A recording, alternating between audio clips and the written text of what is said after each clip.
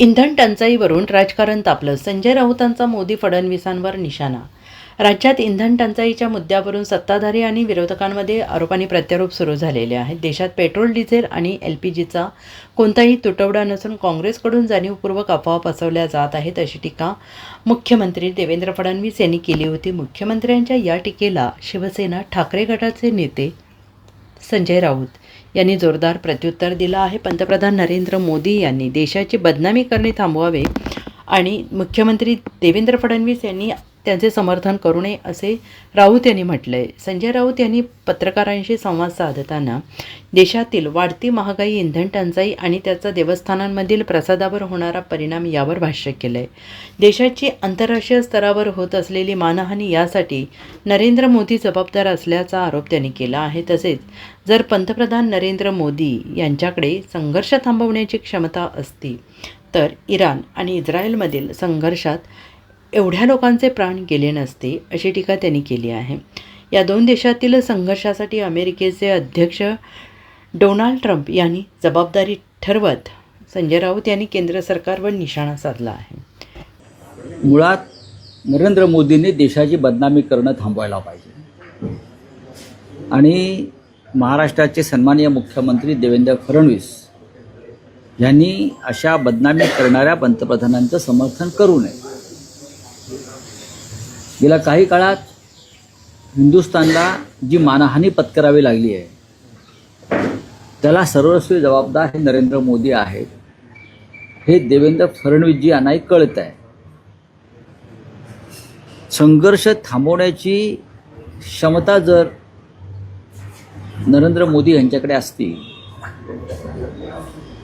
तर इराणमध्ये आणि इस्रायलमध्ये हजारो निरपराध लोकांचे जे प्राण गेले ते गेले नसते.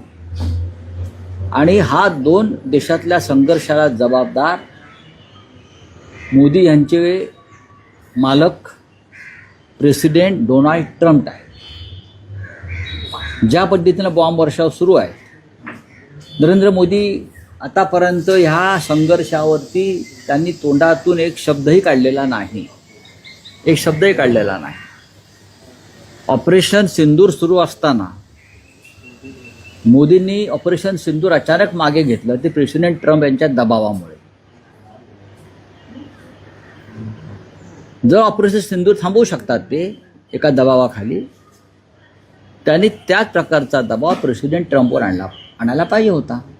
भारत महान देश आहे, मोठा देश आहे. जर या जगातले स्पेन, इटाली सारखी, पुतीन सारखी राष्ट्र, मी नावं घेतोय, या युद्धावरती मत व्यक्त करतायत, चीन मत व्यक्त करताय, पण नरेंद्र मोदींकडून अद्याप कोणतेही मत, कोणती भूमिका ही व्यक्त झालेली नाही. हे अत्यंत ही दुर्दैवाची गोष्ट आहे. बदनामी कोण करत आहे? अमेरिकेबरोबर भारताने केलेला व्यापार करार हीच भारताची बदनामी. ज्या अत्यंत दळभद्री अटी भारतावर लादलेल्या आहेत, शेतकऱ्यांचं नुकसान करणाऱ्या, भारताचं नुकसान करणाऱ्या, त्या प्रेसिडेंट ट्रम्पच्या दबावाखाली लादलेल्या आहेत. प्रेसिडेंट ट्रम्प आम्हाला सांगतोय आम्ही कोणाकडून तेल खरेदी करायचं, रशियाकडून करायचं की अन्य कोणाकडून करायचं, परमिशन आम्हाला भारताच्या प्रधानमंत्र्यांना प्रेसिडेंट ट्रम्प देतो आहे. याला काय म्हणायचं? यांना सन्मान म्हणायचा का बदनामी म्हणायची? सांगा. महाराष्ट्राच्या बाबतीतसुद्धा वेगळं काय घडतं असं मला वाटत नाही, पण महाराष्ट्राच्या प्रतिष्ठेसाठी आम्ही काही बोलत नाही. जर हे म्हणतायत की काँग्रेस बदनाम करताय, मग या राज्याची, देशाची प्रतिष्ठा शिखरावर पोचावी म्हणून मोदीने काय केलं?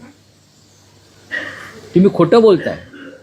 आजही पहा, देशभरामध्ये LPG गॅससाठी रांगा लागलेल्या आहेत आणि तुम्ही म्हणताय सगळं आलबेल. शिर्डीतल्या साई संस्थान शिर्डीमध्ये प्रसादाचे 2 लाडू देत होते, आता एकच लाडू देतात. का इंधन नाही, गॅस नाही, हे तरी मान्य करा. देवासमोर तरी खोटं बोलू नका. जे जेवण तिकडे भक्तांना देत होते त्याच्यामध्ये 2 चपात्यांऐवजी आता 1 चपाती देत आहे. बरोबर ना? मी सांगतोय ते. का? इंधन नाही, गॅस नाही. अरे देवासमोर तरी खोटं बोलू नका सगळं ठीक चाललंय म्हणून. हे जवळजवळ हे हिंदुत्ववादाने मी सांगू इच्छितो की या देशातल्या सर्व देवस्थानामध्ये सध्या हीच परिस्थिती आहे. मुंबईतली 40% रेस्टॉरंट बंद झालेली आहेत आणि हजारो लोकांचा रोजगार गेलेला आहे. ही कोणाची बदनामी आहे? महाराष्ट्राची बदनामी आहे. ही राज्याच्या मुख्यमंत्र्यांची बदनामी आहे. ही हिंदुस्थानच्या प्रधानमंत्र्यांची बदनामी आहे. हे जर कोणाला कळत नसेल तर त्यांच्यासमोर डोकं फोडून का उपयोग? चला. Bureau report SBN Marathi, Mumbai.